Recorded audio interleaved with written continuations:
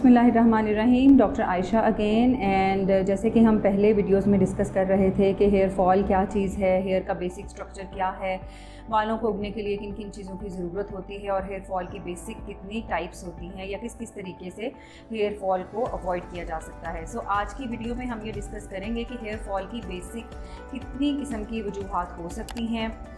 ये फ़ीमेल और मेल्स में डिफरेंट होती हैं। सबसे पहले हम ये बात करते हैं कि औरतों में यानी ख़वातीन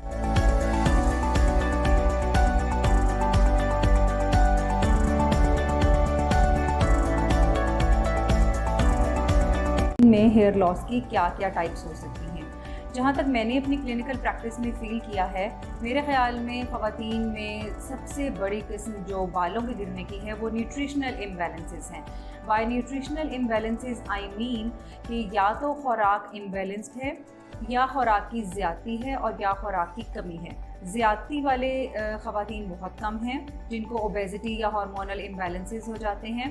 खुराक की कमी एक बहुत बड़ी वजह है जिसमें iron deficiency comes on top. बहुत सारी ऐसी ख़वातीन भी हैं जिनको ये इतना नॉलेज नहीं है कि उन्होंने अपनी खुराक को कैसे बैलेंस रखना है। उसमें सारी प्रोटीन्स, मिनरल्स, विटामिन्स, कार्बोहाइड्रेट्स और फैट्स को एक ख़ास तनासुब से खाना है। सो बालों के गिरने की एक बहुत बड़ी वजह डाइट का इम्बैलेंस होना या कम होना या सम टाइम्स ज़्यादा होना भी हो सकता है।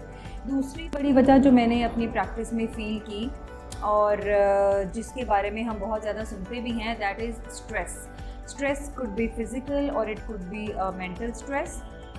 फिज़िकल स्ट्रेस में बहुत सारी बीमारियां हो सकती हैं जिसमें टाइफॉइड, मलेरिया, थोड़ा लंबा चलने वाला कोई भी बुखार या कोई फ़िज़िकल एलिमेंट, एक्सीडेंट्स, लिवर या किडनी से रिलेटेड कोई एलिमेंट्स हों या अनकंट्रोल्ड शुगर, ब्लड प्रेशर और इस किस्म की और बीमारियां।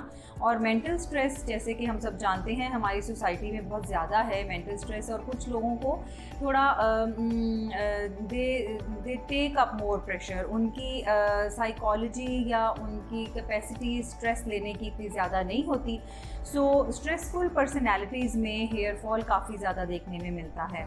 After these nutritional imbalances and stress, I feel कि androgenic alopecia that was not common is getting a little more common these days.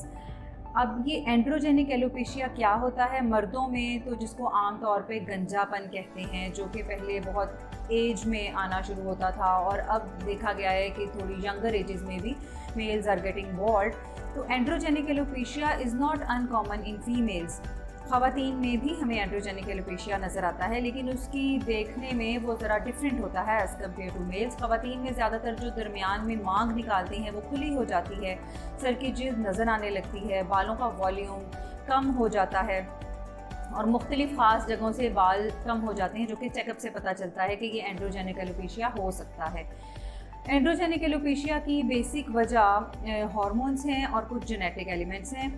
Hormonal imbalances ख़वातीन में ज़्यादातर पॉलीसिस्टिक ओवेरियन सिंड्रोम के साथ लिंक्ड हैं, जिसके बाकी कंपोनेंट्स में मोटापा, ब्लड प्रेशर का ऊपर नीचे जाना, शुगर का इम्बैलेंस होना और हार्मोनल इर्रेगुलरिटीज़, मेंस्ट्रुअल इर्रेगुलरिटीज़, सर के बालों का गिरना और चेहरे के ऊपर गैर ज़रूरी बालों का उगना, ये सब चीज़ें शामिल हैं।